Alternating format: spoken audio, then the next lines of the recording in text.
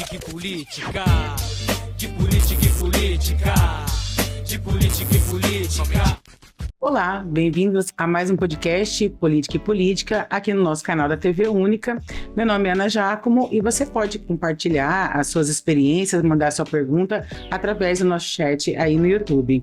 Hoje eu tenho a honra de receber uma das vozes mais ativas de Mato Grosso no Congresso Nacional, a deputada federal Gisela Simona, do União Brasil, servidora pública, advogada, pós-graduada em Direito do Consumidor e ex-comandante do PROCON de Mato Grosso por muitos anos.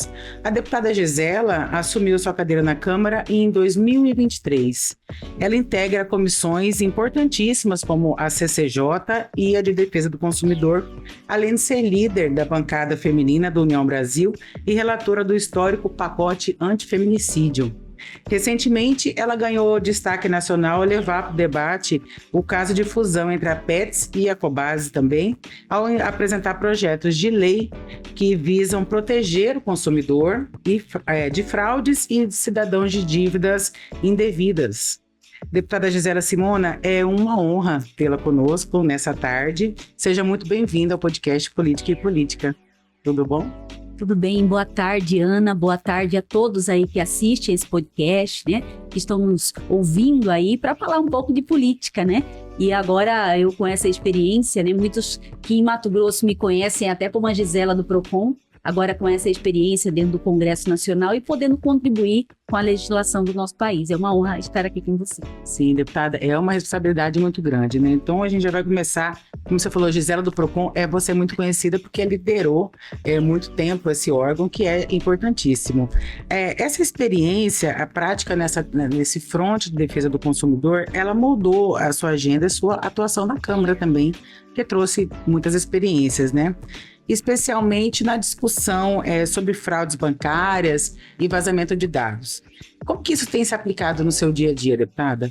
Então, vejam que quando nós chegamos na Câmara de Deputados, né, primeiro foi conseguir fazer parte da Comissão de Defesa do Consumidor, né, o que eu vejo de extrema relevância em razão da minha experiência aqui dentro do Estado.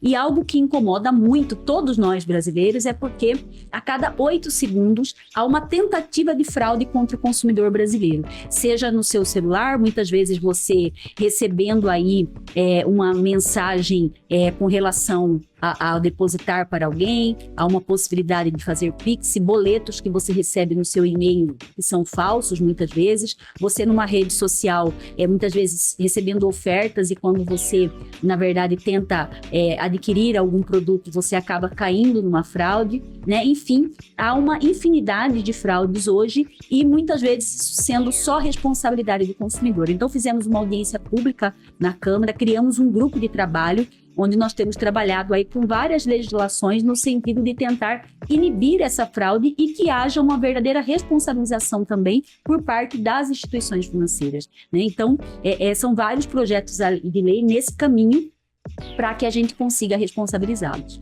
Agora, a senhora falou de fraudes e vários tipos de golpe. Você citou alguns que o pessoal até conhece, tá, essas questões. Eu vi recentemente um novo tipo de fraude que liga e não fala nada, e eles captam a voz da pessoa para aplicar em golpe, né? Explica um pouquinho essa modalidade e se você souber de outros para alertar as pessoas quais as novidades que o crime tem atuado para enganar o consumidor.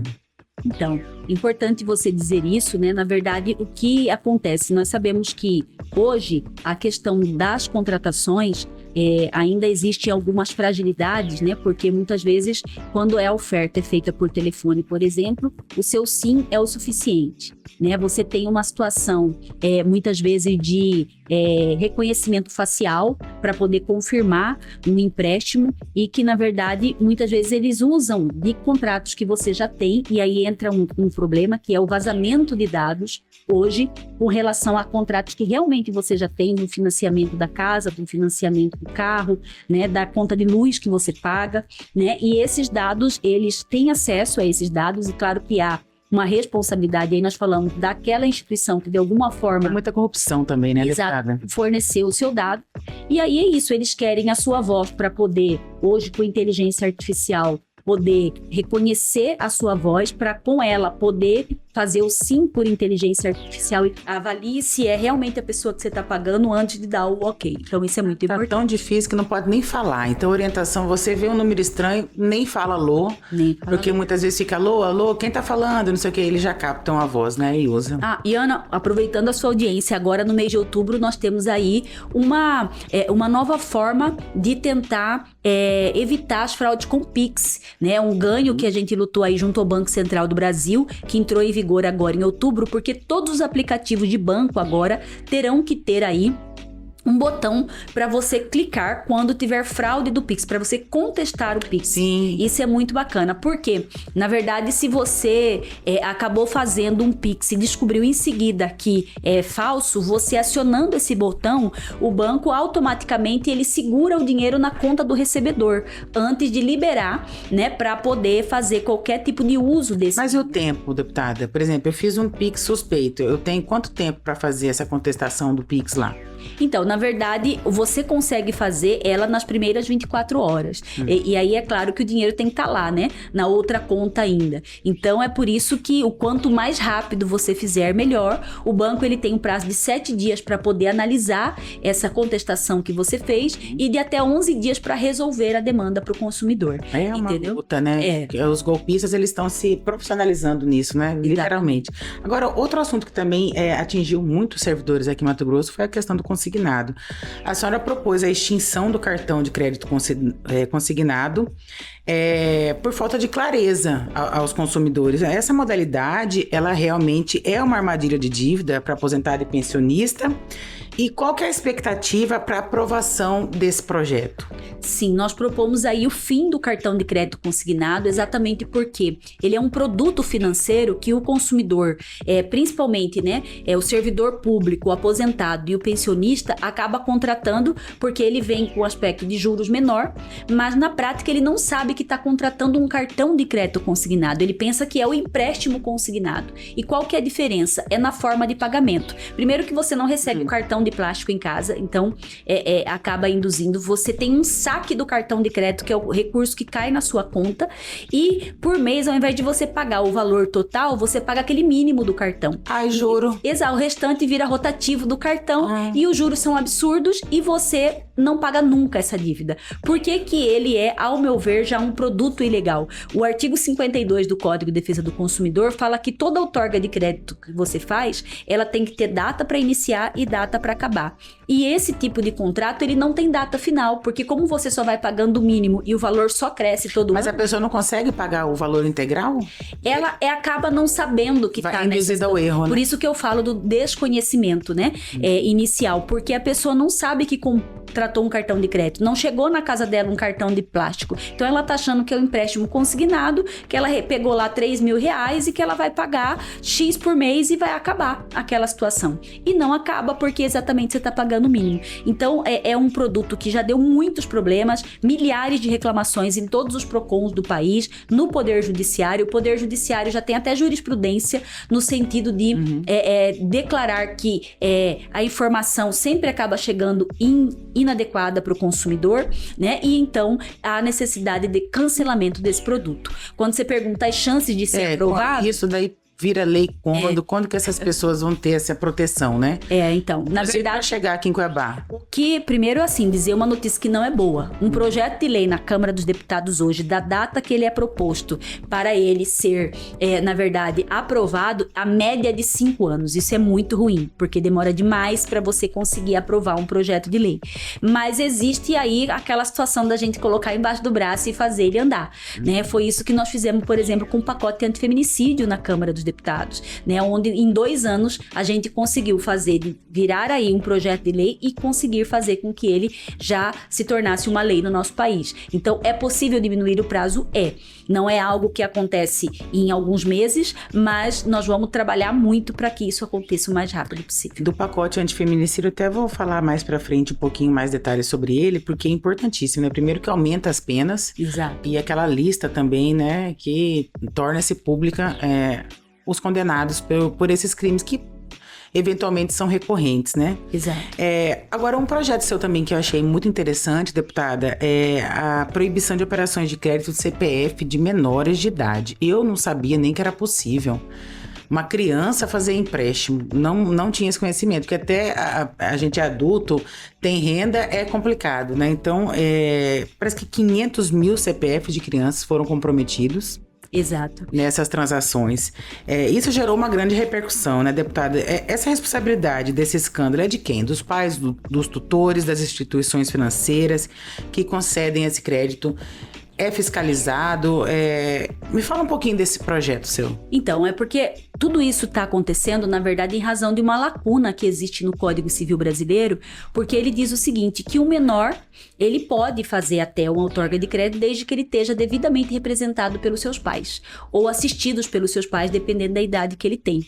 E, na prática, o que está acontecendo, infelizmente, nos últimos tempos? Os pais, às vezes já com o nome negativado, não conseguem fazer o crédito, eles acabam usando o CPF dos filhos. Isso foi constatado agora na CPMI, que investiga a fraude do INSS, como são crianças menores até incapazes que recebem o benefício do INSS, às vezes um BPC, se descobriu 500 mil empréstimos consignados feitos em nomes, né, e nos CPFs de crianças, adolescentes e incapazes do nosso país. E aí o que acontece? Tanto você tinha situações que o próprio pai ia lá e autorizava, em razão dessa situação de não ter uma ordem nome limpo, né? Nome limpo e tudo mais, né? E a situação de ter fraudado a assinatura do pai e autorizado, né? O próprio instituição financeira. Então, nesse projeto de lei que nós apresentamos, o que a gente faz para tentar diminuir ou até acabar com esse tipo de situação? Primeiro, condicionar o empréstimo desse a uma autorização judicial. O pai tutor, o responsável, ele vai ter que ir até um juiz, peticionar, ainda que de forma simples, a necessidade desse empréstimo e comprovar que realmente será em benefício desse menor. E a instituição financeira, por outro lado, se ela aceitar fazer o empréstimo em nome de um CPF de um incapaz, constatado isso, ela tem 3 situações que ela incorre. A primeira delas, esse contrato vai ser nulo. Com a nulidade, o valor eventualmente envolvido na transação terá que ser restituído, né? E, em terceiro lugar, ela sofrerá as sanções do Código de Defesa do Consumidor brasileiro. Ou seja, ela poderá ser penalizada de multa, até mesmo a suspensão da sua atividade comercial em razão de ter violado a lei. Porque o que acontece, né, deputada? São pessoas, são crianças que vão se tornar adultos totalmente negativados, não vão conseguir fazer aquisição, né, de imóveis. Normalmente é isso que acontece, são nomes que um CPF que já nasce sujo. Nasce sujo, a pessoa só vai descobrir quando completa a maioridade, que vai querer fazer as suas transações comerciais e acaba impedido, né? E algo que também está acontecendo muito no nosso país, inclusive tem sido notícias aí na imprensa de maneira geral, que é a abertura de empresas, né, em CPFs de crianças e adolescentes também. No contratação de trabalhadores que acabam entrando na justiça depois para poder ser ressarcido dos seus direitos trabalhistas e descobrem que é um menor que estava como empregador, né? Então, e isso com autorização dos pais. Infelizmente, né, muitas vezes fala assim, mas mais uma coisa para o judiciário fazer, os pais têm que ser responsáveis. Infelizmente, isso já não é mais uma regra. Nós temos aí os pais, tutores, muitas vezes achando que vão dar conta de resolver aquela situação, não resolvem, né? Tanto que eles já não resolveram da vida deles, que está negativado, e agora acabam fazendo isso, que nós chamamos de um endividamento precoce. E lembrando, deputada, que quando eu falo, mas os pais têm estabilidade. Gente, nós estamos vivendo uma fase onde os pais estão vendendo imagens dos próprios filhos na internet, de forma criminosa. Então, assim, é um momento de mais cuidado mesmo com as crianças, né? Exato. Outra situação que eu também fiquei interessada, deputada, e eu acho que os nossos ouvintes também, essa fusão da Petz e Cobasi, que são 2 gigantes aqui, do varejo, né, do setor de venda de alimentação de animais, né, e rações e todo tipo de medicamento, tudo. Essa concentração de mercado, como que o Congresso pode e deve atuar para garantir a livre concorrência, evitar que essas empresas, outras empresas, prejudiquem o consumidor e também o pequeno negócio? Como que foi essa fusão? Então, vejam que é importante um dado, Ana, que 70% hoje dos lares brasileiros têm um pet. né? É um gatinho, é um cachorro, é um coelho, é um outro animal de estimação, né? E essa situação, na verdade, ela faz com que se desperte um grande interesse. É um negócio, É né? um shopping. É um shopping hoje, e você tem aí essa situação de que, na verdade, são quase criados como filhos, muitas vezes, pelas famílias, né? E dentro desse contexto, surge esse mercado no Brasil da Pets e Cobase. Cuiabá, a nossa capital, é uma experiência disso. Quando surgiu uma delas, num raio não mais de 5 quilômetros, surge a concorrente, né? E Várzea Grande também vive isso. Eu estou dizendo de 2 exemplos aqui dentro do estado de Mato Grosso. E então elas acabam concorrendo entre si muito, baixando o preço, aumentando o preço, de acordo com o que uma outra se faz hoje no mercado. Acabam sendo as 2 maiores hoje no comércio de pets, tanto convencional quanto online. E o que acontece havendo a fusão? Elas deixam de ser concorrentes entre si, passam a ser uma só, e aí nós temos um risco muito grande de direcionar marcas específicas para determinado estado, porque o que já é, e isso está no estudo que foi feito com elas, que próximo a elas, aqueles mercados de pet shop menores, eles acabam fechando, porque não conseguem competir com Não tem como competir, né? elas compram em grande quantidade para todo o Brasil, não conseguem competir. E por conta disso a gente se perguntou como que a Câmara pode ajudar. Como é uma situação que na primeira análise do CAD, que é o Conselho de Ordem Econômica do país, e que analisa essa questão, passou muito tranquilamente, a gente se assustou de ter passado e convocamos uma audiência pública na Câmara dos Deputados para tratar desse tema, para dar luz a essa situação, porque estava passando muito desapercebido aí no órgão administrativo. E quando a gente chamou para dar luz a esse problema, nós tivemos aí muitos participantes, primeiro dos segmentos menores de pets no Brasil, né, pequenas empresas aí participando dessa audiência pública. Tivemos muitos cuidadores de animal, né, primeiro dizendo do risco de nós termos aí aumento de preço desses produtos, não só de ração, de insumos aí que tratam da causa animal, mas também de banho e tosa, serviços clínicos, né, desses serviços aí, porque todos eles realizam.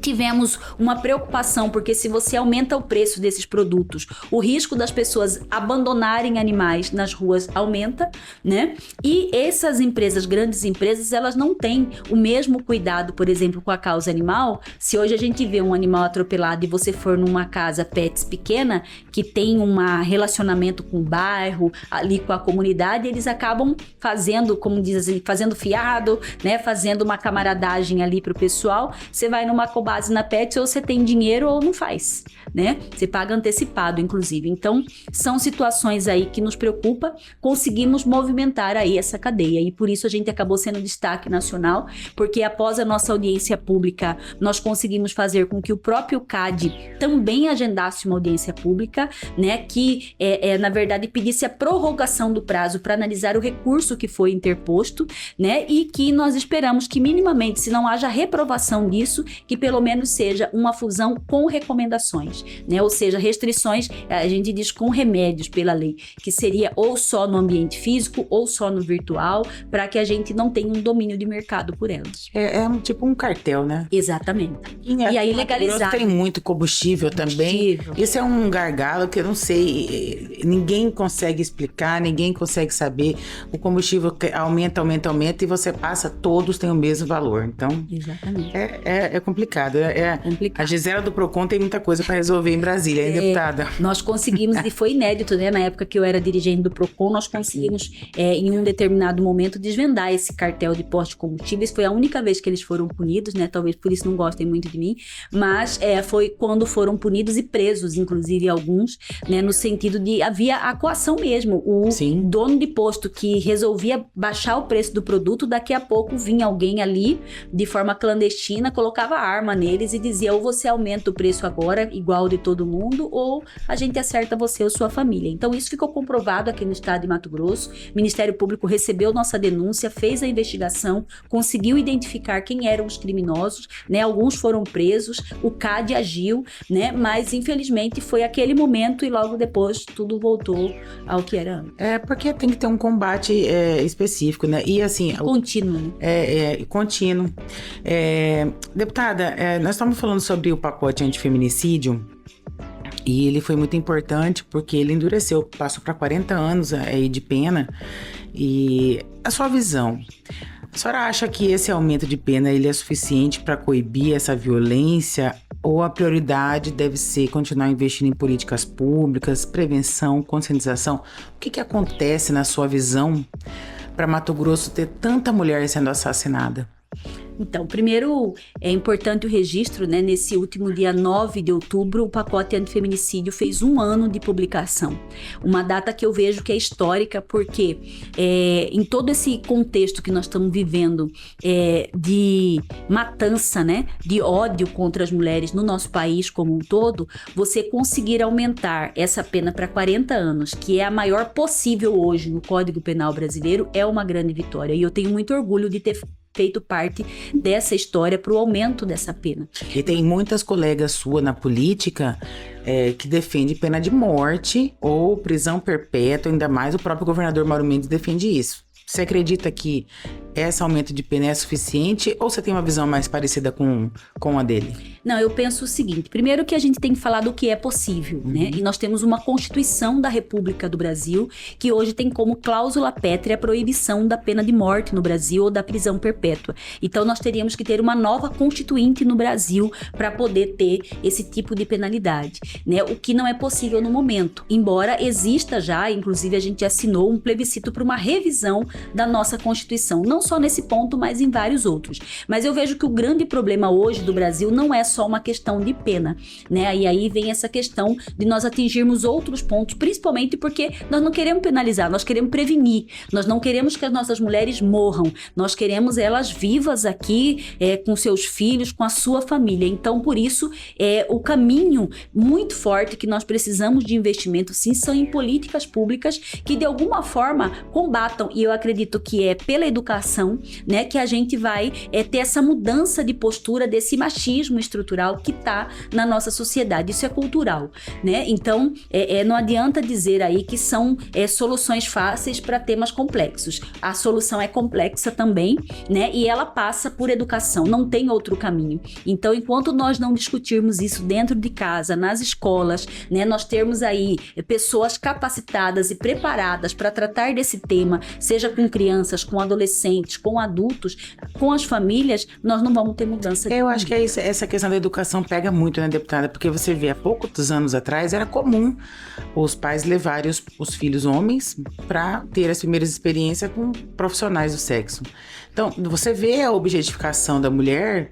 E isso nós estamos falando há pouco tempo atrás, se você for olhar. Né? E é isso. E aí você imagina o impacto emocional disso na cabeça desse homem pro resto da vida, né, Leandro? Então, eu acho que é um indício, né, de como se forma e como se cria um machista.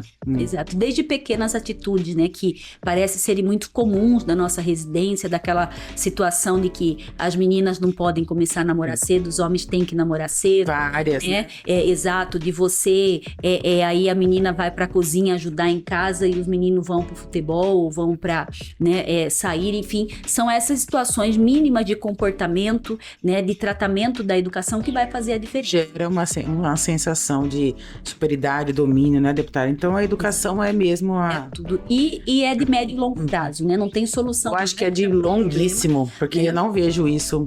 Exato. E a questão da pena, eu vejo que ela traz uma questão pedagógica importante. Um freio, né?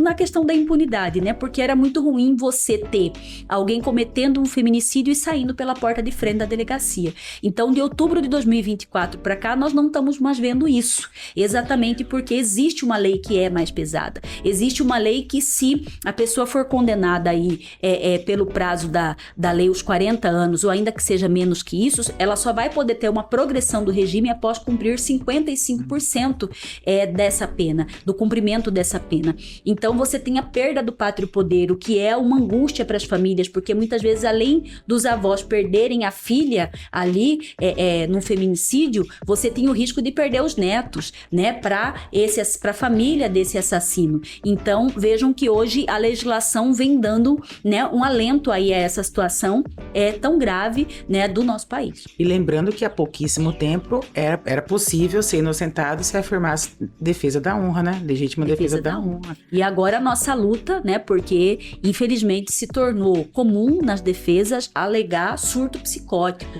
Né? Verdade, deputada. Entendeu? Isso todos, acho que os últimos 10 ou 12, todos é surto psicótico, esquizofrenia, depressão, alguma coisa. Isso é uma estratégia. É uma estratégia de defesa, né? Porque uma pessoa assim identificada, em tese, ela não poderia ficar presa no estabelecimento prisional, né? Mas vejam que, inclusive, nós estamos aí com equipes técnicas já estudando sobre esse assunto, né? Porque não é uma solução só jurídica, mas é uma solução que precisa também, envolve a questão de saúde, né, mental das pessoas, mas que isso não pode caracterizar a impunidade. Então, a gente já está estudando um instrumento legal aí para a gente acabar com esse argumento da defesa.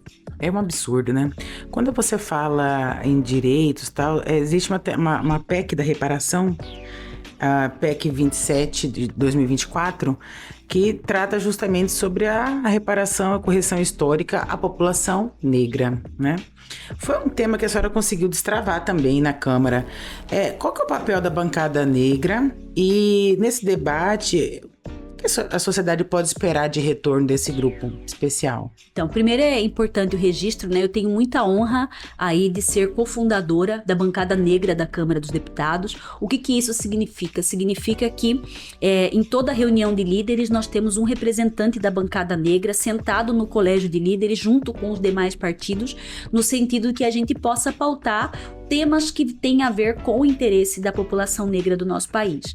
Que, embora às vezes muitos criticam no sentido de dizer que isso é mimimi, né, que eventualmente até não existe racismo no país, os números demonstram que, infelizmente, né, quando você pega quem está na pobreza hoje no Brasil e você faz um perfil de raça, a maioria é a população negra. Quando você faz um perfil de quem está no sistema carcerário hoje, é a população negra a maioria. Né? Quando você vê quem ganha menos no nosso país, comparando pessoas de mesma condição de escolaridade, por exemplo, você vê pessoas negras e pardas recebendo o mesmo com funções idênticas no nosso país. Então, os números, as evidências demonstram que há um racismo, sim, estrutural na nossa sociedade e que a população negra sofre ao longo dos anos com isso, e há uma necessidade de nós termos essa PEC, né, de ter um fundo hoje nacional que tem a ver com a reparação no sentido de dar igualdade Espaço. de oportunidade. Mas você vê que o racismo tanto existe, 500 anos depois, ainda é preciso que haja uma PEC para que um negro tenha um espaço. Isso já é o próprio retrato, porque não deveria ser nem preciso isso acontecer, né? Então, exatamente. Então, mas assim, eu tenho muita honra de ter sido relatora da Comissão de Constituição e Justiça da Câmara. É um tema que há 40 anos tenta aprovação dentro da Câmara dos Deputados, né? E nós conseguimos aí no intervalo de luta de 2 anos, né, fazer com que esse texto fosse aprovado, né? E eu tenho muito orgulho, assim, dos 513 deputados. Para isso ser pautado na CCJ, nós precisávamos de 171 assinaturas.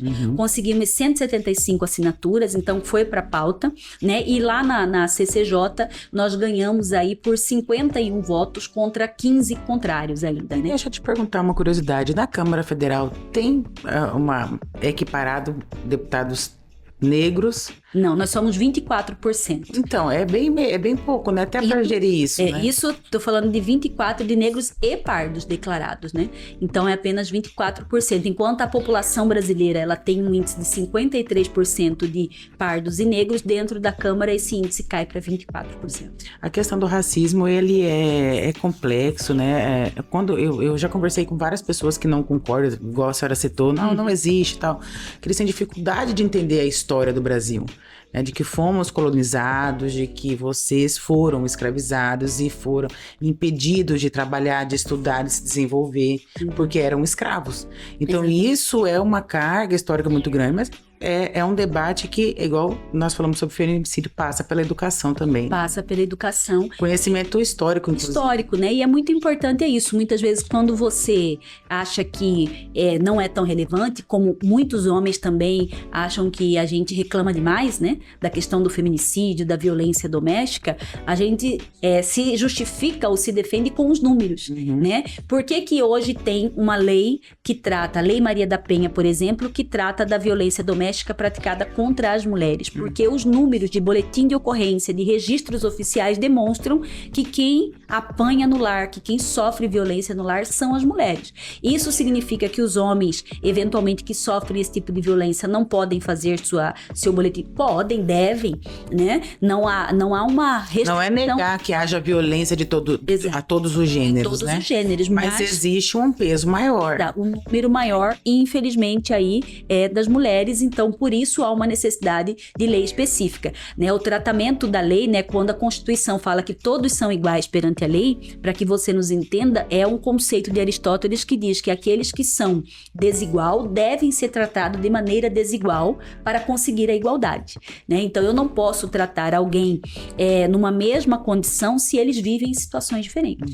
Eu vi uma charge, lembrei agora, tem um aquário grande, assim, uma piscina, a girafa lá dentro. E um outro, acho que um passarinho, perguntou: dá pé aí? A girafa falou: dá, tá água pelo pescoço. Então, é bem isso. A realidade de cada um é diferente, né, deputada? Com certeza. Outra coisa, a senhora também é líder da bancada feminina do União Brasil. E você contrapôs o novo Código Eleitoral apontando perda para as mulheres. Explica um pouquinho quais perdas são essas. Então, vejam que nós temos um Código Eleitoral que foi aprovado na CCJ do Senado, né? Agora ele deve ser aprovado em plenário e vai para a Câmara, que ele coloca, vou dar um dos exemplos que nós entendemos como retrocesso. Hoje, para você fazer uma chapa de uma campanha eleitoral, você pode ter 70% de um sexo e 30% de outro. Geralmente são 70% de homens e 30% de mulheres. Isso é na prática. É porque isso se tornou obrigatório, esse 30%. 30%. Porque se não fosse, nem teria. Nem teria, exatamente. Mas o que estão fazendo agora? Como alguns partidos foram condenados por ter aquela questão da mulher, da candidata laranja. Porque como eles não conseguiam fechar a chapa, começava a pegar a mulher que nem sabia que era candidata. Nem sabia, cada escândalo. E tava com o nome lá. Não tinha nem o voto dela, porque ela falava, eu não sabia que era Zero voto, verdade, deputada. E o que acontece? Eles agora estão dizendo assim, que não basta fazer a reserva de 70-30. Aliás, que basta fazer a reserva de 70-30, não precisaria preencher. Então, se o partido resolver, por exemplo, ter 70%, ir para concorrer com 70% só de homens, 100% homens desses 70%, pode, desde que fique reservado aqueles 30% para as mulheres. Porque, segundo eles, as mulheres não querem participar das campanhas, então ele não pode obrigar as mulheres, e é por isso que tem laranja. Então, eles querem só manter a reserva. Em tese, para eles ficaria mais difícil, porque com 70% da chapa, eles teriam que atingir o quociente eleitoral, né, para ganhar a eleição, mas eles preferem isso do que ser obrigatório preencher com mulheres. Então, esse eu vejo um ponto de retrocesso, porque nós sabemos que hoje, na verdade, não há uma tentativa de colocar mulher que ganhe eleição. Muitas vezes eles querem só cumprir os 30%, né? Então, os partidos que já fazem isso vão querer competir apenas com homem, o que é muito ruim. Quando as bancadas femininas, né, gritaram e não aceitaram isso, eles colocaram no mesmo artigo, ou seja, vai ser votado junto, que se a gente aceitar essa condição, nós teríamos aí a garantia de 20% das cadeiras de mulheres, seja nas câmaras municipais, estaduais ou federais. Parece um ganho, mas é perigoso. Por quê? Primeiro que é um teto fixo. Nós queremos cadeiras cativas, mas nós queremos iniciar com 15, 20 e para 30 até alcançar a paridade no Brasil, que seria 50%, 50%. E vejam que o outro risco disso é de que nós poderíamos aí, por exemplo, na Câmara Federal, que hoje já é de 18%, nós não teríamos ganho nenhum, né? Então, quer dizer, nas câmaras municipais sim, porque hoje nós temos aí 700 câmaras municipais que ainda não tem nenhuma mulher no Brasil, né? Nas assembleias legislativas isso seria positivo, porque, por exemplo, Mato Grosso, que hoje só tem uma deputada estadual, nós teríamos pelo menos 5 mulheres, né? Passando aí para 20%, é mais ou menos isso, não sei fazer conta. Tô brincando. Muito menos eu, deputada, não conte comigo. Advogado tem mais dificuldade de fazer conta, mas saltaríamos aí para o número maior, né? Mas no âmbito federal nós não teríamos avanço nenhum, porque nós já estamos aí dentro dos 20%, né? Então, é uma situação que ainda vai ter muita discussão, mas a gente vê essa situação de retirar a obrigatoriedade de preencher pelo menos 30% com mulheres na chapa um retrocesso. Olha, são todas as pautas que nós falamos aqui, a sensação que a gente fica é que existe muito ainda para caminhar, existe muito para convencer as pessoas, é cansativo, né? E, deputada, a senhora fez o Gisela na estrada e percorreu 4.000 quilômetros, 20 municípios, né? Além de toda essa luta, o que você viu das suas experiências, com quem você passou, onde você passou, com quem você conversou, que é mais urgente de demanda para Mato Grosso e para o estado, e também o que você pode levar para Brasília? Qual que é a sua avaliação final depois dessas viagens? Então, primeiro dizer que estar na estrada, né, é fundamental para a gente sentir na pele o que todos os mato-grossenses estão sentindo. Então, isso é muito positivo. Então, você, muitas vezes, projetos que são apresentados, né, teorias do dia a dia que poderiam ser bom, na prática você vai constatando se é ou não. Primeiro, uma angústia do mato-grossense, né, a questão da saúde, está sendo esperado com muita expectativa os novos hospitais regionais, né, essa questão do Hospital Central será um grande ganho para a população mato-grossense, porque hoje a gente vê muita gente tendo que se deslocar, né, distâncias muito grandes dentro do estado para poder fazer um procedimento médico, para ter um parto, né, para acontecer um parto. Então, essa situação realmente é algo que talvez seja hoje uma das principais ou maior preocupação dentro de Mato Grosso, né? Eu pude constatar, por exemplo, dentro da nossa pauta aí de defesa das mulheres, que a Sala Lilás, por exemplo, que é uma briga nossa, né, de você ter um espaço de acolhimento, mas não pode ser um espaço muito chamativo. Nas delegacias. Né? Nas delegacias e nas unidades de saúde, né, que tem muito.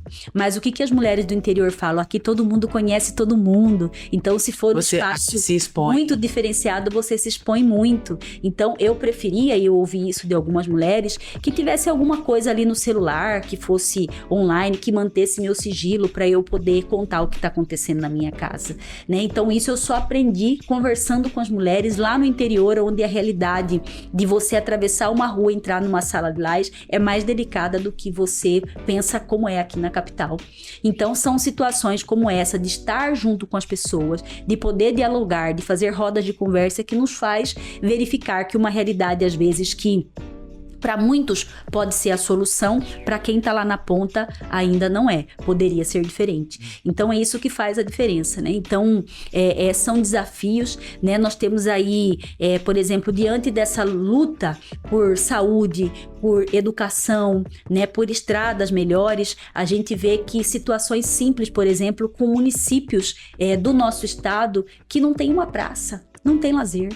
Né? Então as pessoas assim ainda vivem daquilo que o nosso estado tem, felizmente, de natureza, porque tem uma cachoeira aqui que a gente tem o nosso lazer, mas um aparelho feito pela estrutura governamental, seja federal, estadual, municipal, tem cidade de Mato Grosso que não tem. E para isso você consegue enviar emenda? Consigo, né? Inclusive uma notícia boa aqui que eu vou te passar, né? Cotriguaçu, uma cidade mais de 1.000 quilômetros do estado de Mato Grosso, que inclusive na legislatura passada foi um destaque, porque foi um dos 5 municípios de Mato Grosso que não recebeu nenhuma emenda federal. Nós estamos conseguindo enviar R$1.500.000 exatamente para, inclusive, construção de uma praça, porque Cotriguaçu não tem uma praça. Não tinha nada. Né?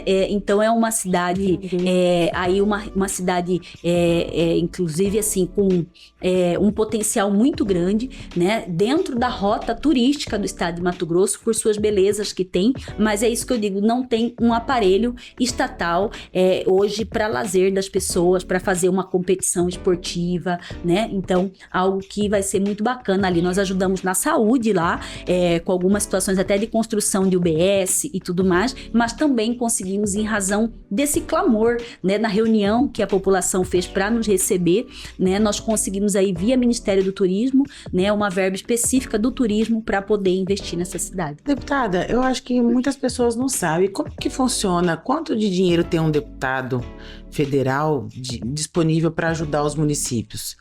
É só destinar? É fácil isso? Como que funciona isso na prática lá em Brasília? Então, um deputado federal, ele tem uma média por ano de 100 milhões de emenda para distribuir aos municípios, contando com a emenda individual e com a emenda de bancada, né? Então, é um valor bastante expressivo, né, hoje, na mão dos deputados, né? Agora, o envio disso, né, o município para receber, ele faz um pedido. É por isso que muitas vezes você vê a gente constantemente, seja aqui no estado, seja lá em Brasília, recebendo vereadores, recebendo prefeitos, todos eles vão levando um projeto para você para poder ter acesso a essas emendas, né? Existe uma facilidade maior de enviar para o ente municipal, para o ente estatal, né? E existe a possibilidade de enviar emendas para o terceiro setor, que seriam associações, né? E aí, inclusive, o nosso gabinete, nós estamos fazendo aí no próximo dia 18 de outubro uma capacitação para o terceiro setor, que se chama Projetos de Sucesso, né? No sentido de nós capacitarmos instituições do terceiro setor e prepará-las para estarem aptas juridicamente a receber emendas parlamentares. Eu vou te dar um exemplo que hoje crianças autistas no nosso estado de Mato Grosso. Tem um dado que está circulando, não sei se é real, mas de um aumento de 400% de aumento de pessoas autistas dentro do estado de Mato Grosso. E é muito comum nós recebermos no gabinete pessoas que estão tentando aí profissionais para laudar essas crianças que estão autistas, especialidades médicas que não tem muitas vezes em determinado município, que elas precisam contratar aquele médico, projetos de ecoterapia na verdade, a recuperação, né, a melhora da qualidade de vida dessas crianças. Eles adoram, né? Adoram. Eu fui conhecer, tem a namorada do Ouro, se eu não me engano, tem uma... Que tem os cavalos, as crianças vão... Esse grupo que faz isso são mães que têm o mesmo problema. Que toma a iniciativa, né? Se unem, tomam a associativa, criam até uma associação e querem buscar isso. Mas muitas vezes nós, deputados, ficamos impossibilitados de mandar para a associação porque elas não estão regularmente aptas a receber de acordo com a lei.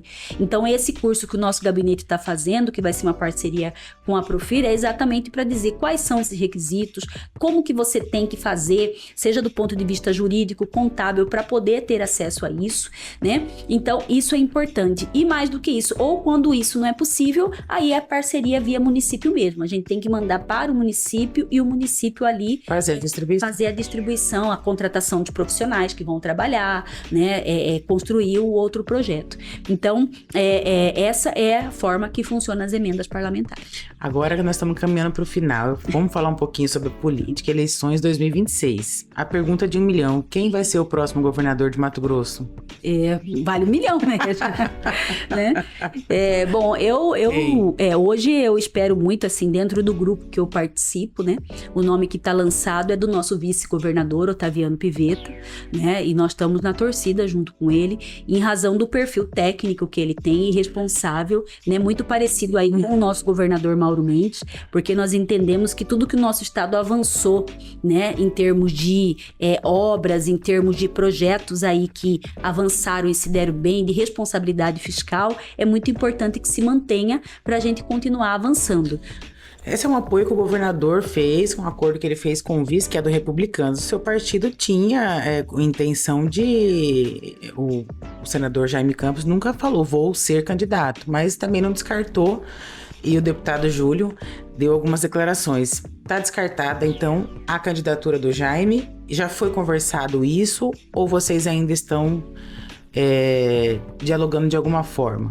Não tem nada descartado, né? O que a gente está aguardando e respeitando, né, é o Jaime se posicionar, né? Então, na medida que ele se posicionar, se eventualmente ele se posicionar, eu vou ser candidato a governador, aí tudo pode ser revisto dentro do partido. Mas hoje a gente não tem, como você disse, esse posicionamento dele, se será o candidato a governador, se será senador ou não será candidato. É queimar a largada, né? Eu percebi que esse ano começou a falar muito cedo quem é pré-candidato, não. E isso encarece também a campanha, né? Porque acaba que você fica amarrado. E você? É uma candidata natural. como que fica aí? Senado, deputados federais do União Brasil, que vai estar tudo definido já? Tem nomes aí cotados, tem nomes confirmados? Não, tem nomes aí cotados, né? Mas confirmados, e principalmente nessa conjuntura, sendo muito transparente com você. Na verdade, quando você tem uma eleição geral, como é no ano que vem, nacional, a candidatura majoritária no âmbito nacional também influencia muito dentro do Estado, né? Então, como a gente ainda não tem uma direção exata dos presidenciáveis, né? Existem vários nomes ainda em andamento, isso de alguma forma tira um pouco o direcionamento de como vai acontecer no Estado, né, com relação a governador, né, com relação a essa força das chapas federais, né, estaduais, isso tudo tem uma influência, né? O União Brasil, hoje, com a federação do PP, acaba sendo o maior partido dentro do Estado de Mato Grosso, né? E é claro que a gente vai fazer uma chapa forte, né, para federal, né, ter aí um grupo forte de Senado, mas é isso, nada fechado, tudo muita especulação ainda nesse momento. Bolsonaro falou que queria o Medeiros e tem nomes e tal. Afinal, deputada, o que está sendo realmente traçado? Vai ser esse desejo que foi, inclusive o presidente do PL deu essa declaração do Bolsonaro, ele deve ser mantido, esses nomes? Ou vocês ainda estão se reunindo? Como que está na sua visão, esse momento? Na verdade é isso, Ana. Tudo muita especulação, sem decisão, né? Sem decisão. Qualquer fala agora, ela seria inapropriada dentro de um contexto que é isso, assim, enquanto não se definir, né, a candidatura a presidenciável, a questão dos andamentos de quem vai ser o candidato a presidente, eu acredito que isso fica muito do campo da especulação. Falando nisso, essa semana saiu uma pesquisa Quest falando que o Lula venceria a campanha, principalmente depois dessa conversa que ele teve com o presidente americano Donald Trump. A direita não tem candidato ainda. Pois é. Como que você está vendo essa questão? Próxima, outra pergunta de 1 milhão. Quem que vai ser o presidente do Brasil para Gisela Simona? É, na verdade, muito incerto, porque a direita não tem um candidato. Não está conseguindo se organizar ainda, né? Não está se organizando ainda, né? Ou não conseguiu se definir ainda, né? Então, é claro que quando não se define, automaticamente quem já está definido sai na frente, né? Então, acredito que não é a surpresa essa pesquisa da Quest dentro de um contexto de que você já tem um candidato único em tese, né? Por parte da esquerda, e você tem vários possíveis candidatos dentro do campo da direita. Então aí você divide os votos e você não tem como alguém ganhar, né? Ou estar à frente de pesquisas. Mas eu ainda acho que é muito cedo, né? Como o cuiabano costuma dizer, muita água ainda vai passar embaixo dessa ponte para poder as coisas se firmarem realmente no Brasil.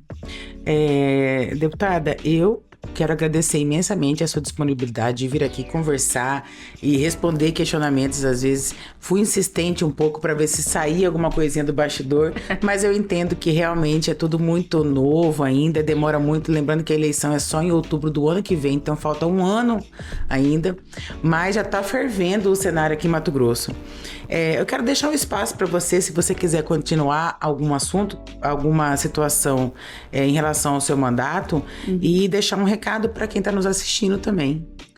Primeiro dizer ao eleitor, né, que é muito importante, como você disse, nesse momento que nós temos uma eleição antecipada, né, a gente observar muito as narrativas que têm surgido na imprensa, né, porque a todo momento você tem torcida organizada já, torcida organizada para a direita, torcida organizada para a esquerda. Eu mesma, a todo momento, alguns me chamam de esquerdista, outros me chamam de bolsonarista, né, porque eu tenho uma opção de ser uma pessoa de centro, né, e isso no Brasil ainda não é muito aceito, né, porque acham que ser de centro é ficar em cima do muro e não ter posição.